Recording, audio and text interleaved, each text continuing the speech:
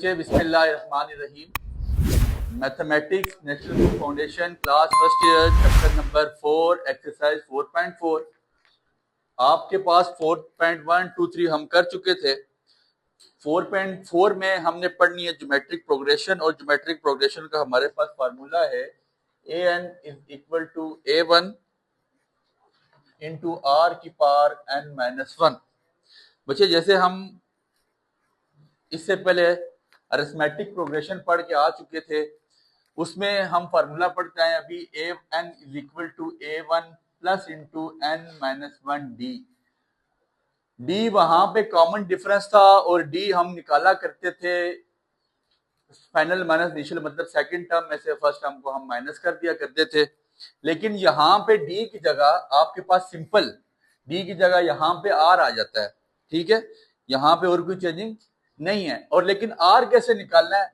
Are आपने करना है फाइनल डिवाइड बाय इनिशियल, मतलब बड़ी टर्म में से छोटी टर्म को डिवाइड करवा देना है।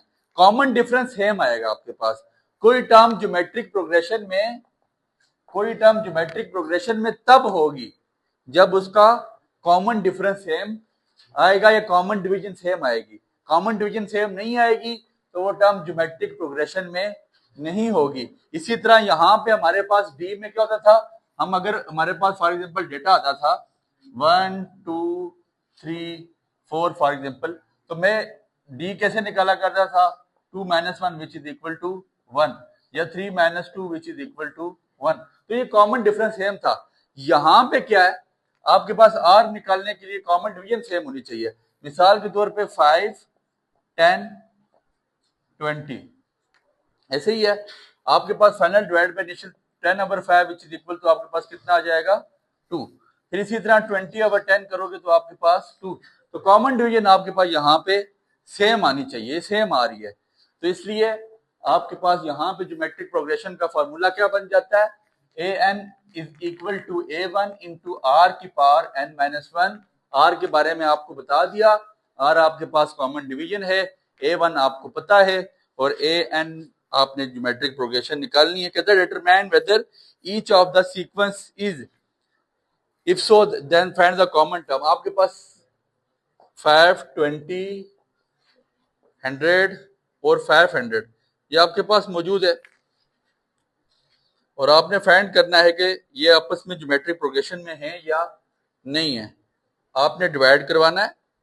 अगर टर्म्स आपके पास आंसर सेम आ रहा हो तो ज्योमेट्रिक प्रोग्रेशन में होगी, वरना नहीं होगी। आर निकालेंगे। आर कैसे? Final divide by initial 20/5 which is equal to आपके पास कितना आ जाता है?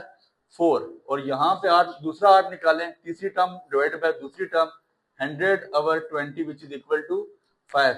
तो आपने देखा कि 4 डज नॉट इक्वल टू 5। 4 5 के इक्वल नहीं होता। अगर 4 5 के इक्वल नहीं है तो डेट मीन कि ये ज्योमेट्रिक प्रोग्रेशन में नहीं होगा। सिंपल सी बात। इसके बाद क्वेश्चन नंबर 2 पे हम आ जाते हैं, और क्वेश्चन नंबर 2 के बारे में लिखता है 2 4 6 8। सादी सी बात बच्चे, आर निकालें 4 divide by 2 which is equal to 2, और ये आर निकले 6/4, ये क्या आ जाएगा? 3/2। तो आप देखें कि दूसरी टर्म डिवाइड पे पहली टर्म, दूसरी टर्म को पहली टर्म पे डिवाइड कराया तो वो 2 आया, लेकिन तीसरी टर्म को दूसरी टर्म पे डिवाइड कराया तो 3/2 आया। दैट मींस कि ये आपस में अरिथमेटिक प्रोग्रेशन में, ज्योमेट्रिक प्रोग्रेशन में नहीं है। समझ आ गई बात की? इसके बाद now we go to the next question. The question is that, आपके पास तीसरा सवाल है, वो लिखता है 3/2 9/4 27/8 81/16। ठीक हो गया बच्चे। आर निकालेंगे। Determine whether each sequence is geometric, if so find the common difference. अगर है तो कॉमन डिफरेंस निकालें। आर 9/2 डिवाइड बाय 3/2, तो आर इज इक्वल टू 9/4। आपको पता है डिवाइड को उल्टा दे, मल्टीप्लाई बन जाता है 2/3। 3 1 3 3 3 9, 2 1 2 2 2 4। तो यहाँ पे आपके पास कितना आ जाएगा? 3/2।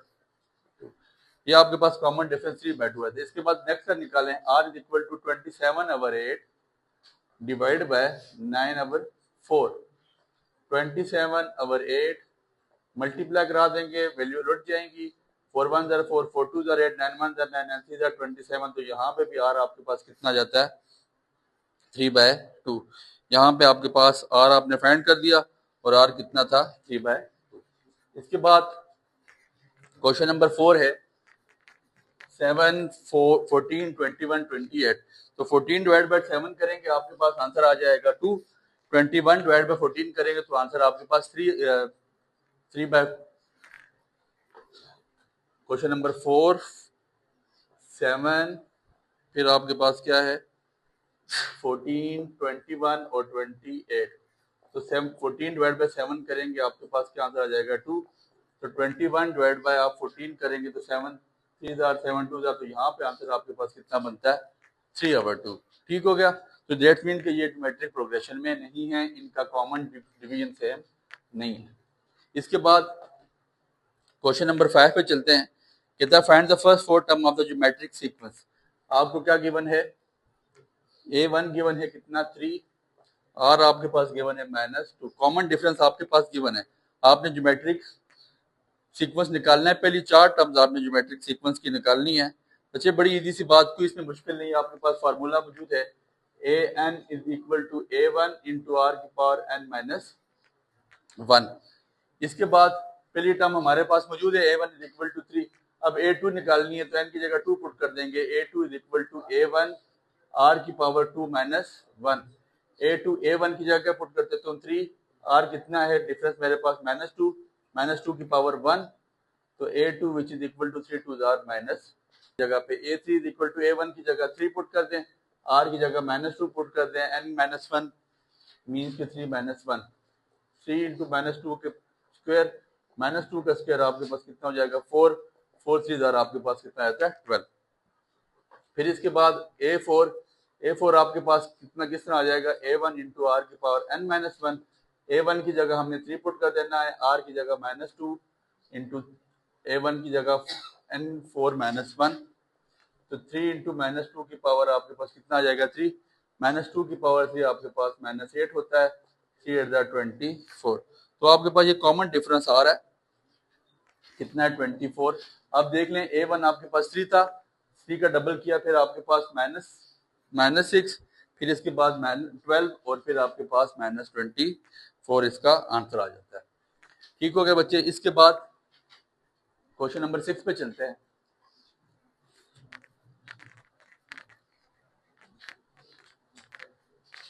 क्वेश्चन नंबर 6 इसी एक्सरसाइज का आपने first 4 terms of geometric sequence find out करनी है।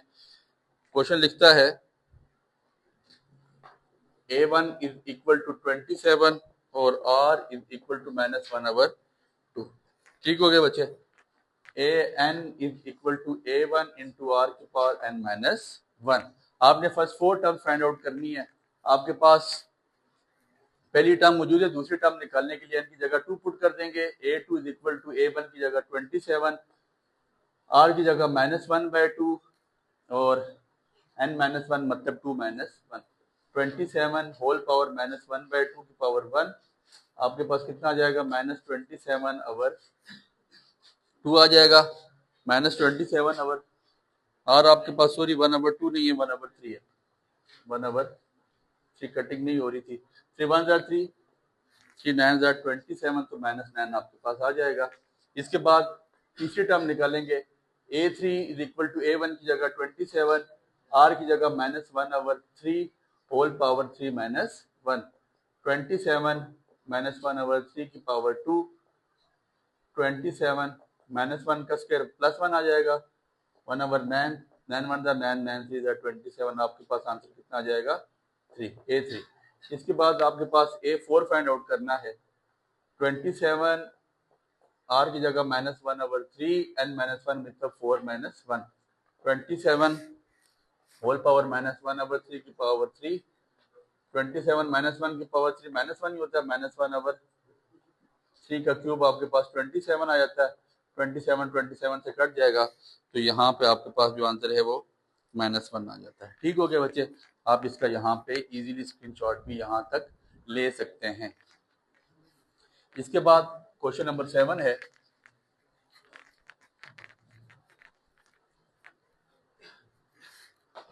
क्वेश्चन नंबर 7 पे आते हैं। क्वेश्चन नंबर 7 लिखता है A1 is equal to 12 और R is equal to 1/2। आपने फर्स्ट 4 टर्म फाइंड आउट करनी है। AN is equal to A1 into R की पावर n minus 1। AN सबसे पहले A2 फाइंड करेंगे। A1 तो गिवन है, A2 is equal to A1 की जगह 12 डाल दें, R की जगह 1/2 होल पावर 2 minus 1। 12 1/2 2 minus 1 1 होता है, 2 1 2 2 6 12। आपके पास आंसर कितना आ जाएगा 6। A2 आपके पास 6 आ जाता है। फिर इसके बाद A3 is equal to A1, A1 की जगह 12 पुट करते हैं, R की जगह 1/2 n minus 1। आपके पास 3 minus 1 वो 2 हो जाएगा। 12 1/4 4 1 4 4 3 12। तो आपके पास A3 कितना जाता है 3। A3 आपके पास यहाँ पे 3 आ जाता है। इसके बाद आपने A4 निकालना है। A4 is equal to A1, A1 की जगह 12 इंटू R की पावर n minus 1। R आपके पास 1/2 n minus 1 4 minus 1। 12 इंटू 1/2 की होल पावर 3। 12 इंटू 1/8 आपके पास 2 4 8 2 6 12 2 2 4 2 3 6 3/2 आपके पास A4 का आंसर आ जाएगा। तो टर्म्स आप ऐसे लिख सकते हैं 12 फिर 6, A1 12 है, A2 6